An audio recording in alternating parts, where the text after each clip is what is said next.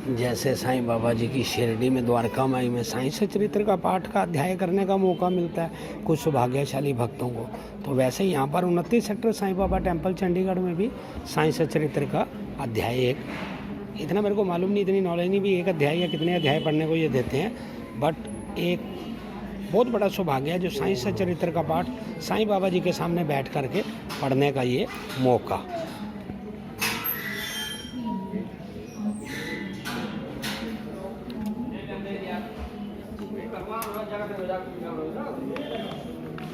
ज्योति के दर्शन, ज्योति का आशीर्वाद।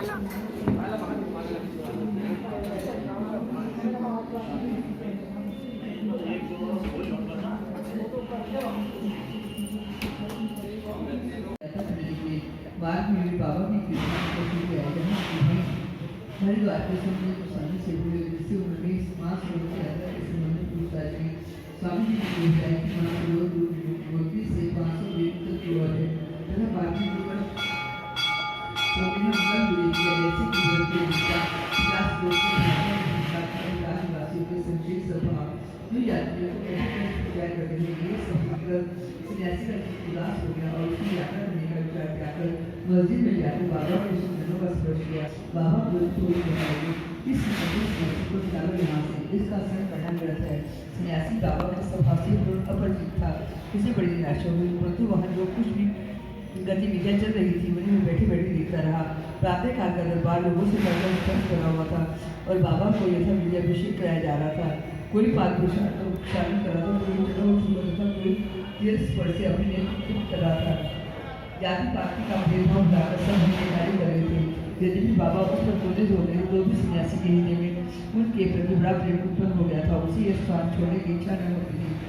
तो 2 दिन के पश्चात निवास से पत्र आया कि उसकी माँ की स्थिति अत्यंत चिंताजनक है, जिसे पढ़कर उसे बड़ी निराशा हुई और वह अपनी माँ के दर्शन की इच्छा करने लगा, परंतु बाबा की कैसे था, इसलिए वह डॉक्टर समस्या करा दी। यहाँ तक कि उसकी शरीर से उसका भी कई सभी भावों में लाभ नहीं हुआ, उसके दर्शन का कपाला होना था। मित्रों ने बालक के माता पिता को दैनिक प्रचार करने का परामर्श देकर साईं बाबा की शरण में जाने को कहा, जो अपनी दृष्टि मात्र से साधा करने के लिए प्रसिद्ध है। अतः माता पिता बालक को साथ लेकर सीढ़ी है, उन्होंने बाबा को साष्टांग प्रणाम कर श्री चरणों में बालक को डाल दिया और माता तथा आदरपूर्वक विनती की है, प्रभु हम लोगों पर दया करो, आपका संकट वचन नाम सुनकर ही हम लोग यहाँ पे आए हैं, दया कर इस बाल की रक्षा कीजिए प्रभु, हमें तो केवल आप पर ही भरोसा है। प्रार्थना सुनकर बाबा को दया आई और उन्होंने कहा कि जो इस मस्जिद की सीढ़ी चढ़ता है उसे जीवन पर्यंत कोई दुख नहीं होता, चिंता न करो, जी ले जाकर उस रोग स्थान पर लगाओ, ईश्वर पर विश्वास रखो, मैं सरकार के अंत में पूर्ण स्वस्थ हो जाएगा। ये मस्जिद नहीं होगी तो द्वारका होती है, जो इसकी सीढ़ी चढ़ेगा उसे स्वस्थ और सुख की प्राप्ति होगी और उसके कष्टों का अंत हो जाएगा। बालक ही स्वस्थ हो गया। माता पिता अपने को बाबा का ऋणी और कृतज्ञ मानकर बालक को सीढ़ी से चले गए। ये लीला देखकर बालक के बाबा काका को जो डॉक्टर थे महाचार्य हुआ, उन्हें भी बाबा के दर्शनों की तीव्र उत्कंठा हुई।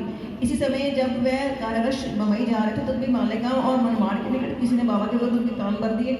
इस कारण में शिरडी जाने का विचार त्याग कर सीधे बम्बई चले गए। वह अपनी शेष छुट्टियां अलीबाग में मुक्ति करना चाहते थे, परंतु मुंबई में उसका रक्षण करता है, ऐसा विचार कर स्नेह नहीं समझते। वे एक बार चिंता दूर करेंगे, तन मन धन और वचन द्वारा उनकी नन्हे शरण में जाओ।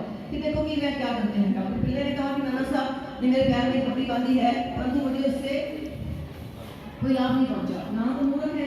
बाबा ने कहा कि लाभ नहीं समझ, थोड़ी देर में कौवा आएगा, अपनी चोंच उसमें मारेगा, अब शुचिकर ही अच्छे हो जाओगे। जब वह वार्तालाप करेगा उसी समय अब्दुल जो मस्जिद में झाड़ू लगाने दियापति आज स्पर्श करने का कार्य करता था वहाँ आया।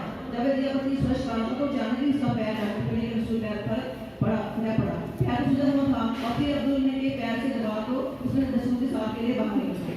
कष्ट सहना हो गया और डॉक्टर पिल्ले स्वर में जगा पड़े, किंतु कुछ समय के बाद आंखों का भी गाने लगे। जब बाबा ने कहा देखा बाबा अच्छा हो गया है, गाना गा रहा है, गाने के बोलते हैं करम कर मेरे हाल पर दुबरी, तेरा नाम रहने रहमान है और रहीम, पूरी दोनों आपका सुल्तान है, जहाँ में नमाया तेरी शान है। फराम होने वाला है सब कारोबार, रहे नूर तेरा सदा आशिकार, तू आशिका हरदम मददगार। फिर डॉक्टर ने कहा तू शादी किया है, हुआ कब आएगा, दोस्त मारेगा। नवाज कहा अरे क्या तुमने कोई को नहीं देखा, अब वह नहीं आएगा। अब उसने तुम्हारा पैर दबाया वहीं हुआ था, उसे जोर से मारकर मुझे को हटा दिया। अब फिर से क्यों आएगा, अब जाकर बाड़े में विश्राम करो, मुझे भी स्वस्थ हो जाओगे। खुदी गाने पानी के साथ ले सकते हैं, किसी ऑस्ट्रेलिया के दर्शनों में ही लोग हो गए, जैसे बाबा ने उसे कहा था। श्यामा के छोटे भाई की पत्नी सावेरी निहार के समीप श्यामा के छोटे भाई बाबा जी रहते थे। एक बार उनकी पत्नी को ब्रेकिंग वाला प्लेग हो गया, उसे ज्वर हो गया और उसकी जान में प्लेग की 2 बेटियां निकल आई। बाबा जी दौड़कर श्यामा के पास गए, सदा के लिए चलने के कहा। श्यामा गंभीर हो गई, उन्होंने स्लैब की बांधी बाबा के पास जाकर उन्हें नमस्कार किया और कहता के लिए प्रार्थना की कि भाई के घर जाने की अनुमति मांगी। बाबा ने कहा इतनी रात्रि की हो चुकी है, आप इस समय कहाँ जाओगे? ज्वर और बेटी की चिंता क्यों कर रहे हो? तो गाँव का अपने पिता स्वामी है, वैसे स्वस्थ हो जाएंगे, अभी मत जाओ। ऐसा कहा जहाँ से लौटकर आना। श्यामा को तो सुनने में उदी पर पूर्ण विश्वास था, इसलिए जाकर उसके भाई थोड़ी सी उदी बेटी और माथे पर लगाई और कुछ जल में बोतल रोटी को पिला दी। जैसे ही उसका सेवन किया गया वैसे सीना भाई होने लगा, ज्वर मन पड़ गया, रोटी पर गांठ करने में मदद हो गया। दूसरे दिन पापा जी ने अपनी पत्नी को स्वस्थ देकर बड़ा चाया कि ना मुझे ज्वर है ना किसी को कुछ नहीं। दूसरे दिन जब श्यामा बाबा की आगे प्राप्त करने वहाँ पहुंचे तो अपने भाई की स्त्री चाय मंदिर देखकर उन्हें बड़ा विस्मय हुआ। अपने भाई से पूछा करने पर उन्हें पता चला कि बाबा जी ने एक रात्रि में रोग को समूल नष्ट कर दिया है। तब श्यामा को बाबा के शब्दों का मर्म समझ में आया। जाओ सीधा लौट आओ। चाय पीकर श्यामा लौट आया, बाबा को प्रणाम करने के विचार करने लगा कि देवा ये क्या करना है? पहले बैल उठा कर शाम कर देते हो, फिर हमारे शरीर साटा कर सब ठीक-ठाक कर देते हो। बाबा ने कह दिया कि तुम्हें ज्ञान होगा कि कर्म का पति महत्वपूर्ण है। यदि मैं कुछ भी नहीं करता फिर भी लोग मुझे कर्मों के लिए दोषी ठहराते हैं। मैं तो दशक मात्र नहीं हूँ, केवल ईश्वर की ही सत्ताधारी प्रेरणा देने वाले हैं। मैं ही कर्म दयालु है। इसका अंग पढ़िए। क्योंकि छोटी कन्या बैठे पर मुश्किल हो जाती थी, उसके दांत फंस जाते थे, उसके हाथ पैर गिर जाते और कभी होश होकर भूमि पर गिर पड़ती थी। नाना प्रकार के उपचारों से भी उसे कोई लाभ न हुआ। तब कुछ लोगों ने उसे रानी से बाबा की उदी की बहुत प्रशंसा की और कहा कि यह मुंबई में काका साहब दीक्षित के पास से हो सकती है। तब रानी हाशिया ने वहाँ से उदी लाकर जल में घोलकर अपनी बेटी को पिलाई।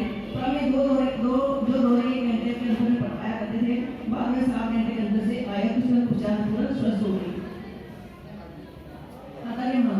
पत्नी रोग से ग्रस्त थे।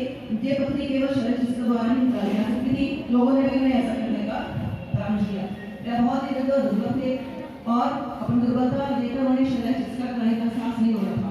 इस हालत में उनकी व्याधि का इलाज क्या था? इसी समय नगर के इनामदार भी वहाँ आए हुए थे। बाबा के परम भगत थे, उनकी पास परामर्श देने पर उनके पुत्र ने उनसे कुछ बुद्धि प्राप्त कर अपने पिता को जन्म बुलाकर केवल 5 मिनट में उनकी पेट में जाते ही पत्नी मां मूत्र के द्वार से बाहर निकली। वह शीघ्र ही स्वस्थ हो गया। मुंबई की महिला की प्रसव मुंबई की कार्यस्थल पर जाती है महिला को प्रसव काल में असहनीय वेदना हुआ करती थी। जब वह गर्भवती हो जाती तो बहुत घबराती और वह रोग हो जाया करती थी। इसके उपचार उनके मित्र श्री राम ने उसके पति को सुझाव दिया कि यदि इस पीड़ा से मुक्ति चाहते हो तो अपनी पत्नी को शिरडी ले जाओ। ऐसी दो घटनाओं का उल्लेख की परीक्षा करने पर देखा गया है कि बाबा ने दक्षिणा स्वीकार कर दी। पहले इन घटनाओं का वर्णन किया जाएगा। आध्यात्मिक शून्य संप्रदाय प्रवृत्ति उन्नति के मार्ग पर एक बड़ा रोल है। निरागवादियों से कहते सुना जाता है कि ईश्वर की सौगंध उपासना केवल एक भ्रम ही है और संतगण भी अपने सदृश सामान्य पुरुष दक्षिणा क्यों देनी चाहिए? अन्य पंथों के अनुयुक्तों को भी ऐसा ही मत है कि अपने सदगुरु के अतिरिक्त अन्य संतों को नाम तथा उनकी भक्ति नहीं करनी चाहिए। इसी प्रकार भी अनेक आलोचनाएं साईं बाबा के संबंध में पहले सुनने में आया करती थी तथा अभी भी आ रही है। किसी का कथन है कि जब हम शिरडी गए तो बाबा ने हमसे दक्षिणा मांगी। क्या इस बांधी दक्षिणा भेजना एक संत के लिए शोभनीय था? जब वे इस प्रकार आचरण करते थे तो फिर उनका साधु धर्म कहाँ रहा? परंतु ऐसी भी कोई घटनाएं अनुभव में आई है कि जिन लोगों ने शिरडी जाकर अविश्वास से बाबा के दर्शन किए उन्होंने सर्वप्रथम बाबा को प्रणाम कर प्रार्थना नहीं की। ऐसे ही कुछ उदाहरण नीचे दिए जाते हैं। काका महाजनी के मित्र काका महाजनी के मित्र निराकार वादी और मूर्ति पूजा के सर्वथा विरुद्ध थे और तूल वैश्य के वे काका महाजनी के साथ 2 शर्तों पर शिरडी जाने को सहमत हो गए। बाबा को नमस्कार नहीं करेंगे और ना ही उन्हें कोई दक्षिणा देंगे। जब काका ने स्वीकार उत्तर दे दिया तब फिर शनिवार की रात्रि को उन दोनों ने बॉम्बे से प्रस्थान कर दिया और